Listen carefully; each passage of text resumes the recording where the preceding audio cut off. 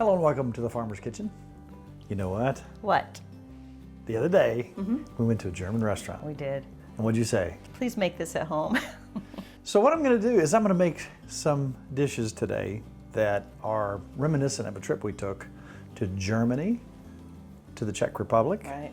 to Vienna, Austria. We went to Hungary. All these meals along the way were just absolutely wonderful. Now our whole thing is we wanna know about country cooking, what people eat in the countryside, Right. comfort food. That's what we like. So along the way, we talked to people, we went to restaurants, and we found dishes that were just absolutely kind of out of our comfort zone, Right. but just absolutely heartwarming and delicious and Yes. wonderful. Almost every restaurant we went to, what they have on the menu? Goulash. Goulash and some sort of schnitzel and wonderful homemade sausages Oh, everywhere, yeah. which we Yes. need to make some on the show Yes, we here do. before long. But everything was absolutely wonderful.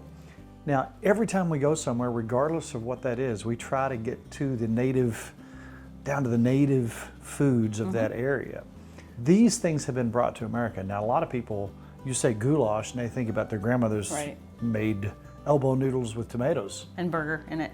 or burger, or, Yeah, or yeah. many different things. But the traditional goulash comes from Hungary, that area. That's when you first started hearing about it. Now, the thing about the original goulash, I think it was pronounced more like Ulas. Really? Way back when, is they would boil their stew down with pieces of meat till they had almost a dried out mixture. Then would take that and put it in a bag and with them, and they'd put that back in, so they had an instant stock. Okay. During the Ottoman takeover, guess what? The trade routes were cut. They couldn't get their black pepper. Everybody loved black pepper. That was huge from India. Glenn Everybody- would be really upset. Glenn would be terribly upset. So what happened when they didn't have their wonderful black pepper? So they had to compromise, and they had to think about what they had on hand, and even some of the Turkish people were bringing in some peppers. So they were taking some of those peppers and basically drying them to try to make a flavor similar to that. Now when we think about paprika, as we say, Right. we think about it as just something we sprinkle on top of deviled eggs or this or that. That's a major, major big deal over there. It is. When you see a goulash over there, say a beef goulash, you'll notice that it's red. Yeah. There's a lot of paprika in there. Good. Or paprika. Delicious. We're gonna make our version of that tonight, and this is a typical way that you would make this. Now you can put root vegetables in it, you can put carrots, you can put potatoes. I'm gonna try to make it like we had it in a restaurant. And there's something else that I'm gonna make that Nicki was a big fan of, and she doesn't know what we're doing yet. So it's a surprise. I like surprises. It's kind of a different deal. So Okay. my buddy Bo, he knows exactly what's going on here when he sees the side dish. If you look at this picture, this was in Český Krumlov. This was in the Czech Republic. And in this picture, a lot of people said, man, you really look upset, you look angry. No, I was just astounded at the beauty of this simple plate. And the simple plate was usually a meat and a kraut and a dumpling, as it was called. So tonight we're gonna check out some of those things. Now we're gonna start with some butter and some onions. And in this particular recipe, we're gonna go at least 3 onions. Now, how many recipes do we have that start like that, Mrs. Farmer? Everything. Just about. Those onions got you, didn't They they? did. Those were strong. Whew. You know, when I talk to folks who are making this, very traditionally, caraway seeds, usually there's a bay leaf in there. Right. There's some marjoram. Also, you could use, if you wanted to, if you don't have any marjoram, you can use dried things such as basil, oregano. I think basil gives it a nice sweet flavor. It really accents the sweet onions and the sweet paprika. And we're Yeah. having more of a sweet paprika here. Now they're really proud of their paprika Yes, they are. in Hungary, Paprika. and they would claim that you have to use the Hungarian paprika. We don't have any, so we're going to use a sweet paprika that we bought. Now at this point, I think I'll need some garlic on the side here. How many you need? 3. Three pretty good sized ones will probably do it. So we're just browning these. We're releasing their wonderful flavors. All right, now, again, I mentioned caraway seeds. I used quite a bit of that. It's one of the flavors that I remember tasting. I'm just gonna bust them up just a little bit. They're pretty tough, but this is gonna cook long enough so that would all, even if you didn't chopped up version, you'd be fine, or the smashed up version. All right, I'm gonna pull these onions aside so I can keep an eye on my garlic. I don't want my garlic to get too brown. And that butter too will give this a more, I think, rich flavor. You could use olive oil. And so I'm just going to quickly turn this over. Don't want to overdo it. Again, you never want to overdo your garlic because if it starts to get too brown, it will become bitter, and we don't want that. That smells good. Doesn't that Just smell onions and wonderful? garlic, yeah. I'm going to turn that down just a little bit. Now, at this point, I'm going to start to add some other ingredients. And you may think this seems excessive, but this is where we get our color. Paprika. Paprika? Our paprika.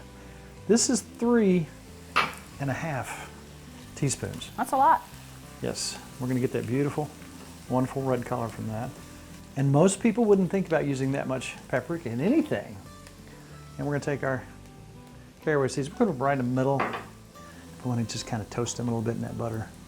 Now at this point, we're going to add some tomato paste. And that's a heaping teaspoon and a half, I would say. Now, some people use stock, some people don't. Some people use just water. I'm going to put just a little chicken stock in here, kind of deglaze just a little bit. So now, if you'll look what we have. That looks good. That's We your base. have our base there that's very red, very paprika-ish. From the paprika. Some people brown their meat, some people don't. I'm going to look here. Now look what I had earlier. Here's a picture of a ribeye we had set. Here's what happened. Ribeyes were on sale, non-cut, whole standing rib roasts. Delish. They were on sale for 6 something a pound. Yeah, unbelievable. So you think about a nice ribeye this thick. Yeah. It's already been cut up, but that's a $7 steak that you would pay $30 in a good restaurant, if not more. So when those go on sale, we had so many ribeye steaks that I had to do something else with it. Good idea. I mean, we ate them and ate them and ate them with Tella cherry pepper and oh.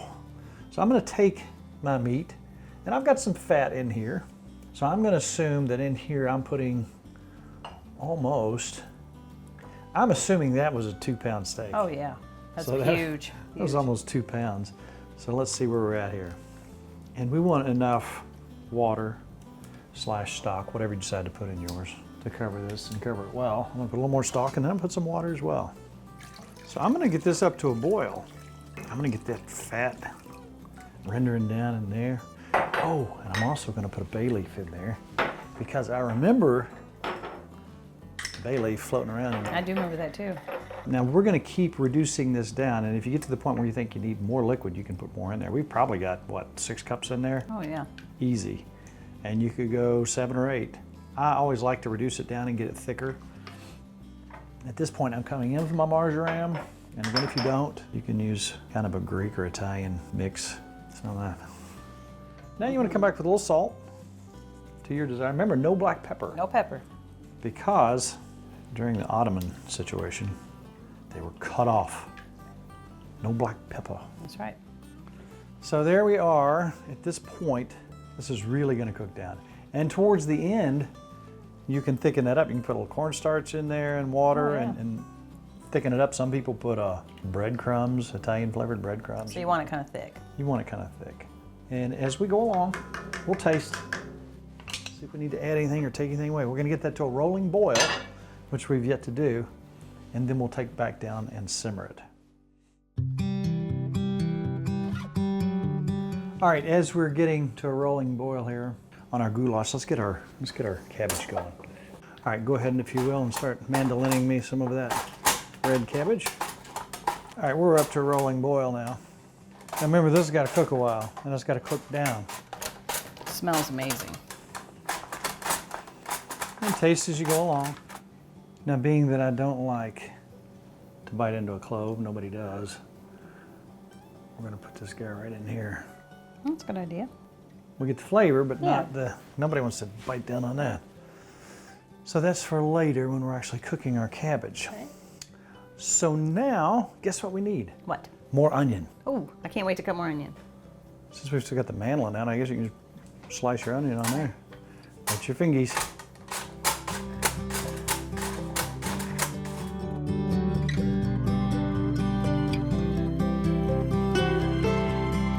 So we're going to start this one a little bit different. We're going to saute some onion and apple in duck fat. Yay. Just a wonderful flavor. So let's start that.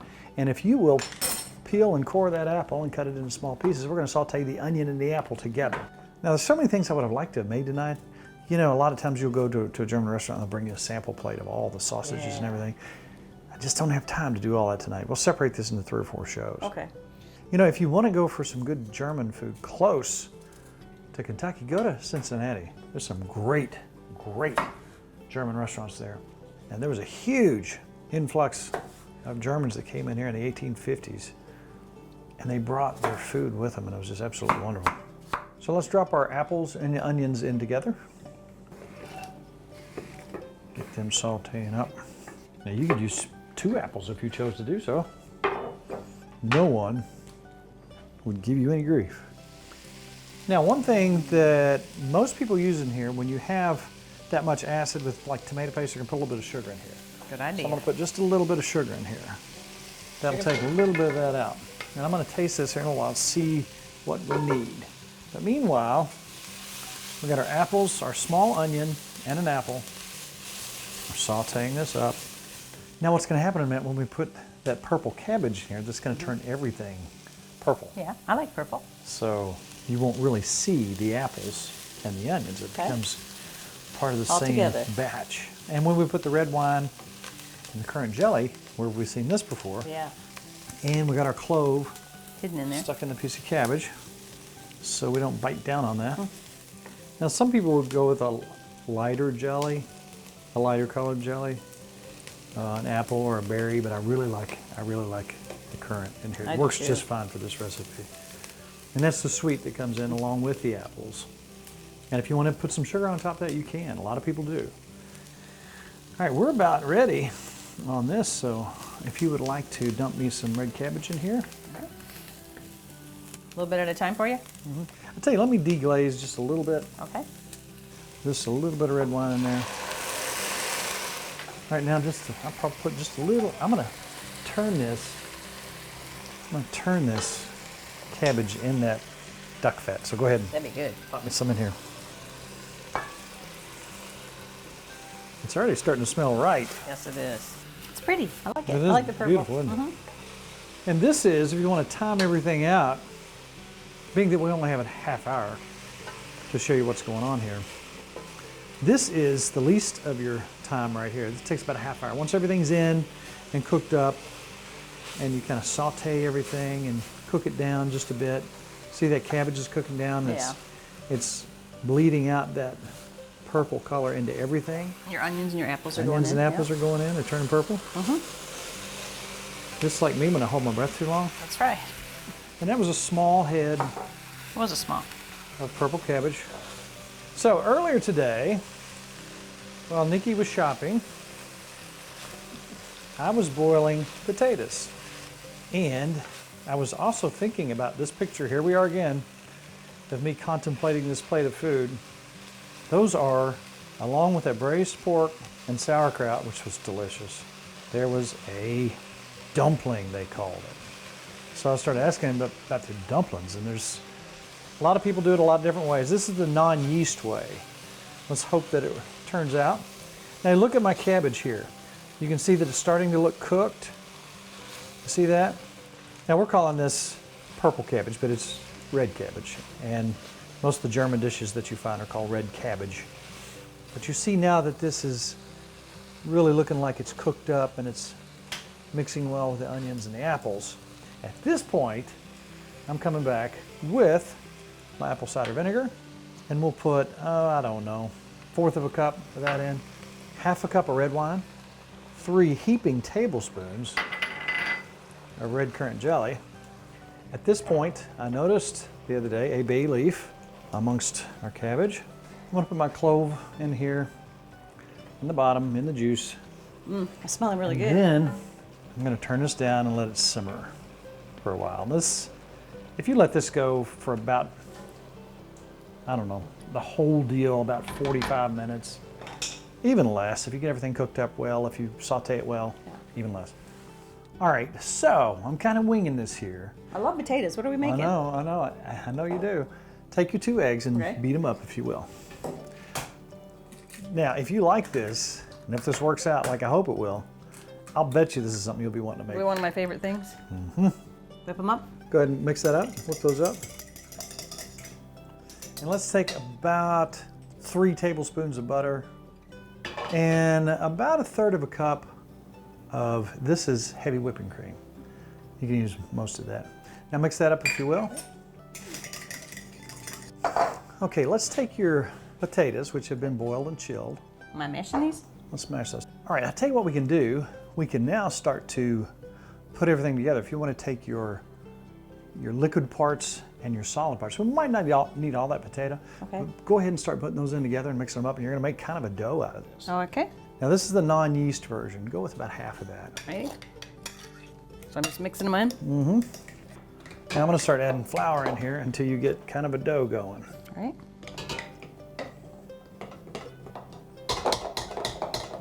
So I'm just gonna add a little bit of flour at a time and keep on mixing So I'm it gonna up. get messy, Yeah. but it's worth it.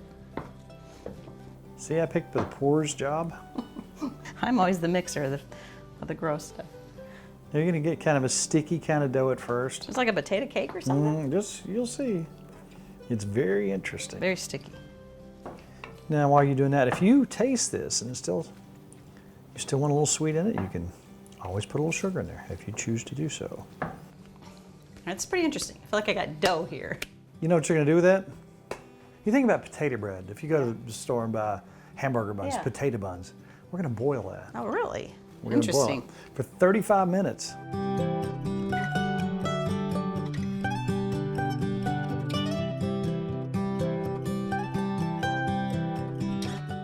Now let's cut that down to like a 2/3, and then we're just gonna do one big one here. We'll save that one for later. What we wanna do is get some water boiling over here to a rolling boil. And I'm gonna come over here, I'm gonna shape this. It's gonna grow a little bit too. And we're just gonna boil this. Just gonna boil. Really? That's interesting. Interesting stuff. Now this is what they called a dumpling. That's a big They would dumpling. have it sliced on your plate. When I saw it and I looked at it and I tasted it and saw the consistency of it. And I'd heard about it, but I hadn't eaten them up to this point.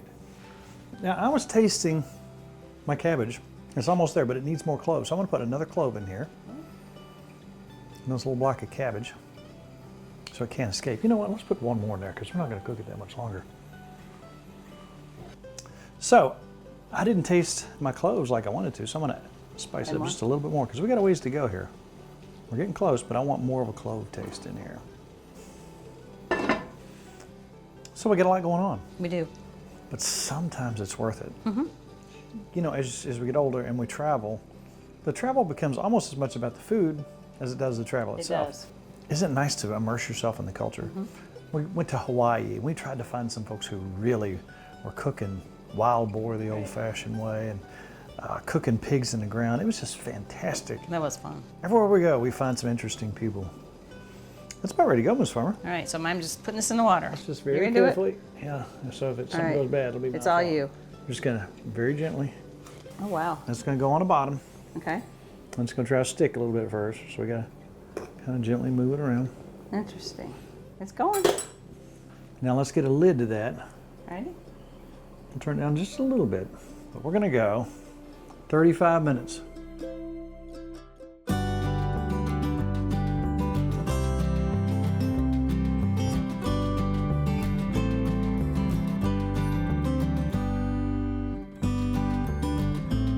Here's where we're at. I'm excited. Look at our dumpling. It is so nice. Look at our cabbage, how beautiful it is. That's so pretty. Now, I gave Nicki the choice. I usually eat mine without, but she likes something underneath, so we made some Spätzle, Thank you. which is a traditional egg noodle from Germany. And if you'll just hang on to that, we'll cut this rounded end off. Look at that. Look at the steam still coming out. Normally, once you let it cool a little bit, that's kind of what it looks like. You'll notice the little holes in the bread, and you can see pieces of potatoes. And Nicki, I'll step out of the way and let you cut a couple pieces about like that All right. off.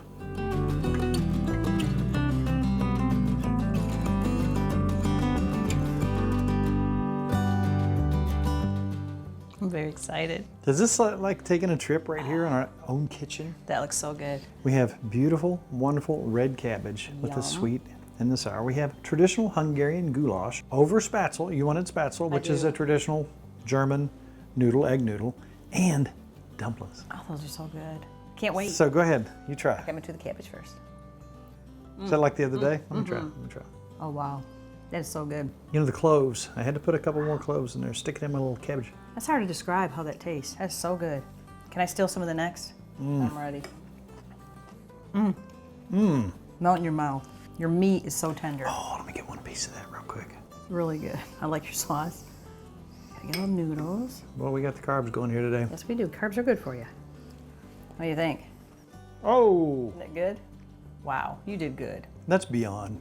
That's something you just don't normally do, is put that much paprika in anything. That's good. But what does it do? It opens up all your taste buds and says, wow. That's so good. Can I try this bread? Yes, you again? can. Oh, this is so good. And there is your dumpling. Oh, And if you look at it, it's real dense, real thick. And it's got potatoes. it's so good. I don't know how to describe that. I love potatoes and bread. It's like the best mixture of them both together. Dumpling. I think you're supposed to eat with a fork. But Are you? Potatoes isn't and that bread. perfect with that? Mm-hmm. Now that was a little in depth, but nothing there was terribly complicated. Most of the ingredients you can find fairly easily. This is beautiful. Oh, it's This delish. is wonderful. The goulash. Next time you hear goulash, remember the history. It goes way back, way, way back. The paprika was a replacement, or paprika, for black pepper, Oh, so good. which during the war was cut off with India. Yeah. And this is just Delish. beautiful and sweet and wonderful. Oh, wow. And before it gets cold, we're gonna have to turn the lights and cameras off and eat. That's right. But before we go, we do want to say one thing. We have a Facebook page. Yes, we do. We have lots of folks on there, but you're not. So what do you need to do? Is it complicated? It's very complicated. What do you have to do? You hit like. Wow, that's troubling. That is troubling. I don't think I could do it, but I would try. One more thing. If you like these recipes and you think, I wonder if they have any more. We do. We have 10 quadrillion. We do. That's a lot. And where would you find them, Ms. Farmer? I go to timfarmerscountrykitchen.com. If you go there and you want to know each week what happens, hit subscribe, and guess what? You will get the new recipe every week. I like that. That being said, it's time for us to plow into this Yes, it is. beautiful meal here.